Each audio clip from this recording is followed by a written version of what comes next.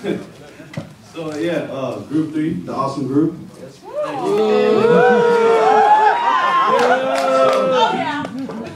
The title, our case basically is cultural appropriation, and we focused on surfing and hula and Tahitian dancing as well. And yeah, so my name is Andrew. My name is Betsy. My name is Monique. Yeah, awesome group.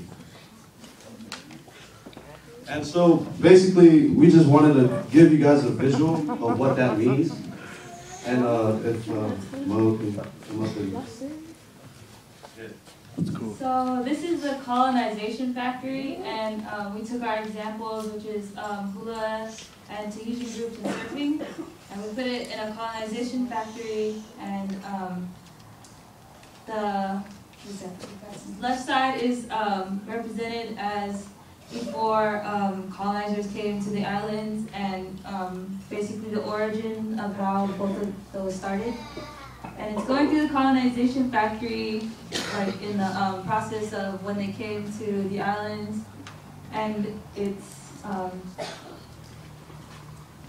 taking out the respect of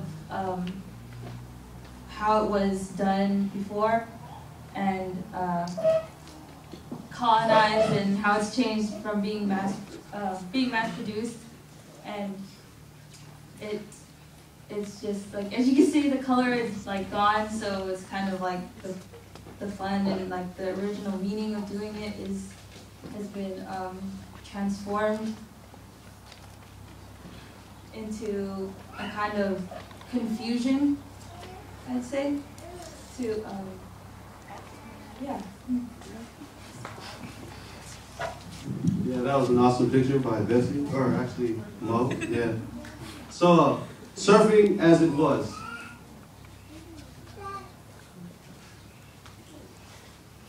So the reason why surfing, basically surfing to Hawaiians was very integral to the culture. So surfing was embedded into the Hawaiian culture before Captain Cook, before European discovery, so to say. So places were named after legends, which were called kahunas. Songs and chants were made about these legends, and also to help build motivation and courage for the surfers, men and women, who would like to challenge the waves as well. And yeah, basically it was just, it was a part of the Hawaiian culture more than we think. The kapu system, it was basically stretched out, not just from the land, but it was stretched out to the waters. Yeah, so it regulated everything, where to eat, how to grow food, how to predict weather, how to build a canoe, how to build a surfboard, everything.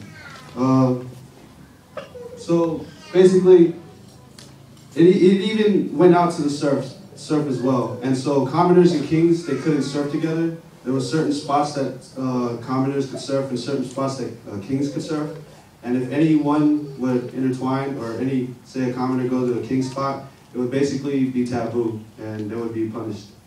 So it just shows how strict, or how, just basically how intricate, or yeah, integrated the kapu system was with surfing into the culture. I don't know if that makes sense, but yeah, next. The breakdown. So basically, this is what happens when you take surfing, an indigenous creation, into a colonization machine, and basically this is what happens. So Auli's, which is a local term that they use for basically Europeans, white Europeans, they came, and Captain Cook with Lieutenant King, in 1778, they published a journal which just basically describes about the islands and their journeys and whatnot. And there was a note there that said that surfing was a sport in their eyes, but obviously the natives, it was more than just a sport. So that opened a lot of doors to, it really depicted a picture of like this vacation spot, so to say, which, I mean, now if we think Hawaii, everybody thinks, ooh, Hawaii, beach, cool pig, cool, all that. But so that, I guess that was the beginning of just like the depiction of what Hawaii is. And so a lot of captains, adventurers, missionaries, and opportunists, they saw that door open and they saw a new exotic world to go and build what they wanted to build and basically, yeah, use the land. Oppressive enactments was basically just missionaries at the time. Yeah, so the undermining of the Hawaiian culture continued on until the 1820s, and it accelerated. And at that time, missionaries began to convert the locals from polytheism to Christianity, and it was very strict. So basically, they just came in and said, hey, we want you guys to wear more clothes, we want you guys to learn and write our language, and another key thing was we want you guys to work more and play less. And to them, in the Calvinistic mindset, playing was basically surfing. And again, the two differences right there. It was just Hawaiian stock. The Hawaiians, to them, it was really important, sacred, but to the Calvinists, it was really a plaything. A visitor in 1838 noted that surfing was an opposition to the strict tenets of Calvinism, and anyone who practiced surfing, along with swimming, dancing, wrestling, and throwing a javelin, was considered factors that will displease the heavens. So basically, if you do these things, you're not going to heaven. And so a lot of the natives basically lost interest into surfing, which is something really important to their culture and who they are as a people. And commercialized. So, but surfing didn't die out then. It was just kind of on the low, kind of, yeah, kept in secrecy if you did it, and don't tell no one. But it revived in both Hawaiian communities and the business market back in the 1930s, 40s, and 50s.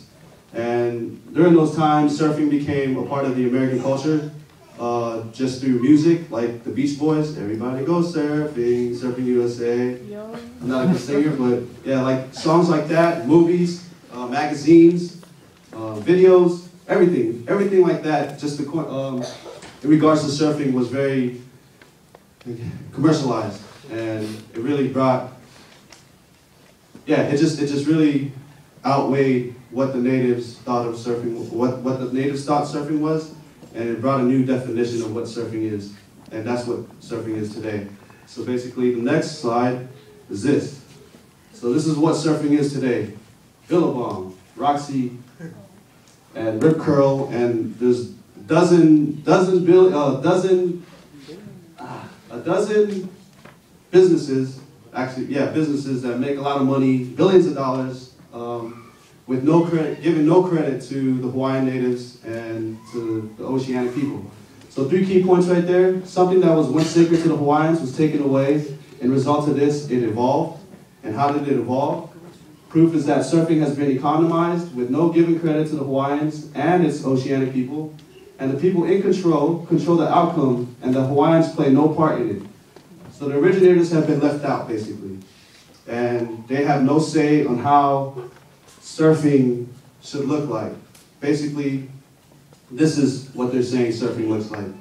And it's belittling the Hawaiians and whatnot. And that is how surfing that we know now was, yeah, transformed in the whole colonialized machine.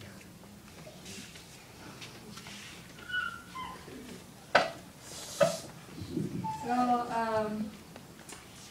before colonization, there was a whole different reason for dancing, and to tell myths and legends through physical movement, pass down heirloom dances to younger generations for the love and to preserve culture, to keep the stories going through time with song and dance rather than written words, since a lot of our stories were oral, and